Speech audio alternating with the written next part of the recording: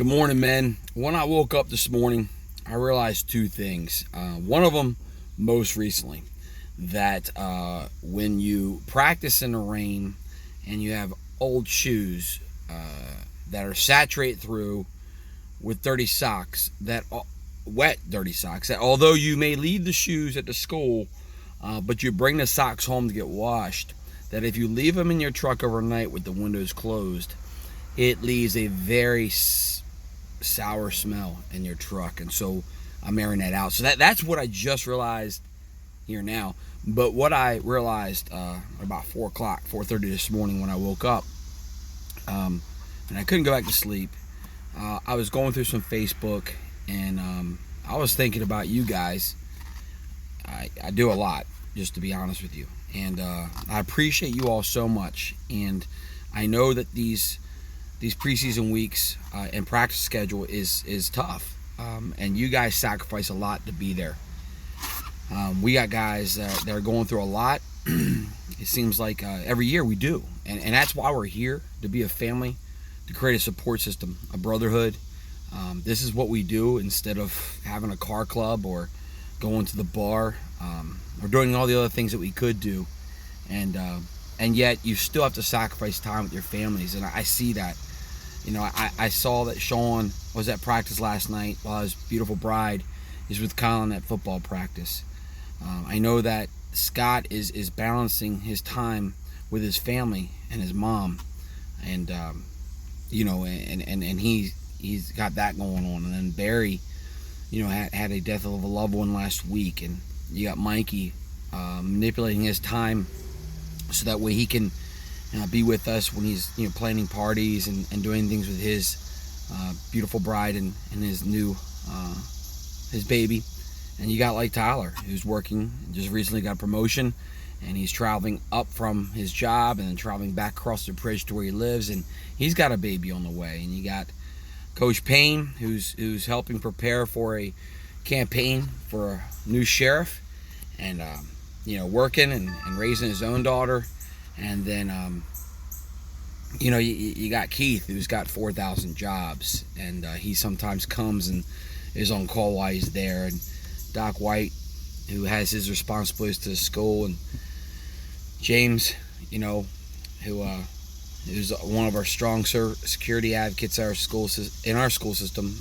Not only the support staff employee of the year. I mean, that's a huge, a monumental task to take on in the midst of a preseason season. You know, I'm just joking with you, you know, James. And then we got Coach Uber, who works from home, and he's got you know, some small loved ones and a wife that's working hard.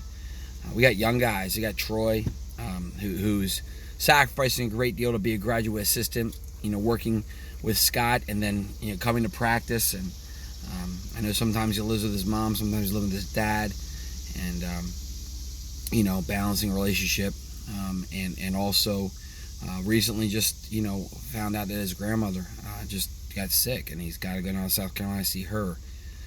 You know, I think about you know, all the guys, Pash, and his willingness to come out and be with us, and just getting out of the military and starting a job with the electrical union, and Tim and him doing all the great things he does on the side to detail cars and to earn, you know, extra money and increase his value in other people, and Cam doing what he does, and, you know, Nate, who would love to be with us, but he can't, you know, because of his new job and the time constraints that he has right now as he tries to mitigate and understand how that's going to look while he goes into the future trying to coach. And then Ty, you know, with what he's got going on, and the new acquisition of a phenomenal opportunity for him and his family to enjoy some time right now, and also in retirement.